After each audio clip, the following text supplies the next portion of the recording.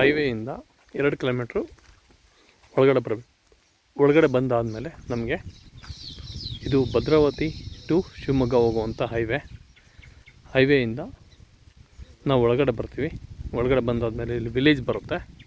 Village ಆದ ನಂತರ ಇಲ್ಲಿ ಜಸ್ಟ್ ವಿಲೇಜ್ ಪಕ್ಕದಲ್ಲಿ ಇದ್ರ ಒಳಗಡೆ ಬಂದಾದಮೇಲೆ ಈ ಥರ ಒಂದು ಪ್ರಾಪರ್ಟಿ. ಇಲ್ಲಿ ವ್ಯೂ ಎಲ್ಲ ತುಂಬ ಚೆನ್ನಾಗಿದೆ. ಸುತ್ತಲೂ ಒಳ್ಳೆ ತೋಟ, ನೀರಿನ ವ್ಯವಸ್ಥೆ, ಅಡಿಕೆ ತುಂಬ ಚೆನ್ನಾಗಿ ಬೆಳೀತಿದ್ದಾರೆ ಇಲ್ಲಿ ರೈತರು. ಬನ್ನಿ ಹೋಗೋಣ, ತೋಟ ಹೇಗಿದೆ ಅಂತ ತೋರಿಸ್ತೀನಿ. ನೋಡಿ, ಮೇನ್ ರೋಡಿಂದ ಸೀದಾ ಈಗ ಒಳಗಡೆ ಬರೋದಕ್ಕೆ ಇದು ರಸ್ತೆ ಇದೆ 2 ಕಡೆ. ಒಳಗಡೆ ಬಂದಾದಮೇಲೆ ಇದು ಗೇಟಿಂದ ಒಳಗಡೆ ಎಂಟ್ರಿ ಕೊಡ್ತೀವಿ. ಎಂಟ್ರಿ ಕೊಟ್ಟಾದಮೇಲೆ ಇದು ಕಂಪ್ಲೀಟಾಗಿ ತಂತಿ ಬೇಲಿ ಏನಾಗಿದೆಯೋ ಇದೆಲ್ಲ ಬೌಂಡ್ರಿ ಒಳಗಡೆ. ಇಲ್ಲಿ ವ್ಯೂ ನೋಡೋದಕ್ಕೆ ತುಂಬ ಖುಷಿಯಾಗುತ್ತೆ. ಭೂಮಿ ತುಂಬ ಚೆನ್ನಾಗಿದೆ. ತೋಟ ಮಾಡೋದಕ್ಕಂತೂ ಒಳ್ಳೆ ಪ್ಲೇಸ್ ಇದು. ಒಳ್ಳೆ ಹೈಟಲ್ಲಿದೆ. ಹೈಟಲ್ಲಿ ಅಂದರೆ ಯಾವುದೇ ಥರ ಇಲ್ಲಿ ಮಳೆ ಬಂದರೆ ನೀರು ಮಾರು ಮತ್ತೊಂದು ಏನು ನಿಲ್ಲೋದಿಲ್ಲ. ಮತ್ತು ಇದರಲ್ಲಿ ಬೋರ್ ಸಹ ಇದೆ.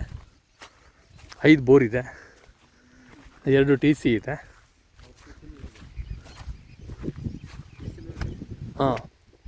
ನೋಡಿ, ಇಲ್ಲಿ ಟ್ರಾನ್ಸ್ಫಾರ್ಮ್ ಇದೆ. ಇದು ನಮ್ಮದೇನೆ, ತೋಟಕ್ಕೆ ಸೇರಿದೆ. ಇದರಲ್ಲಿ ಕಂಪ್ಲೀಟಾಗಿ ಬೋರ್ಗಳಿದ್ದಾವೆ. ವ್ಯೂ ಮಾತ್ರ ತುಂಬ ಚೆನ್ನಾಗಿದೆ. ಇದು 4 ಕಡೆಯೂ ಕಂಪ್ಲೀಟ್ ತಂತಿ ಬೇಲಿ ಆಗಿದೆ.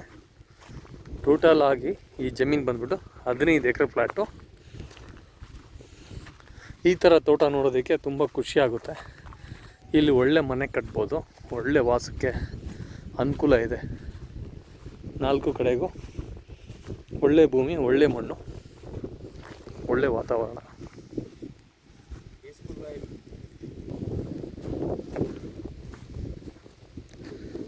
ನೋಡಿ, ಆ ಬೌಂಡ್ರಿಯಿಂದ ಕಂಪ್ಲೀಟಾಗಿ ಈಗ ಈ ಥರ ಅಚ್ಚುಕಟ್ಟಾಗಿ ಈ ಥರ ಬರುತ್ತೆ. ಸೈಡಲ್ಲಿ ಈ ಥರ ಬೌಂಡ್ರಿ ಎಲ್ಲ ಕಲ್ಕುಚ್ಚಾಗಿದೆ ನೋಡಿ.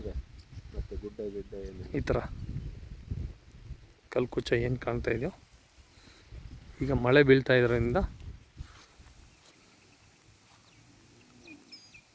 ಈ ಥರ ಬರುತ್ತೆ.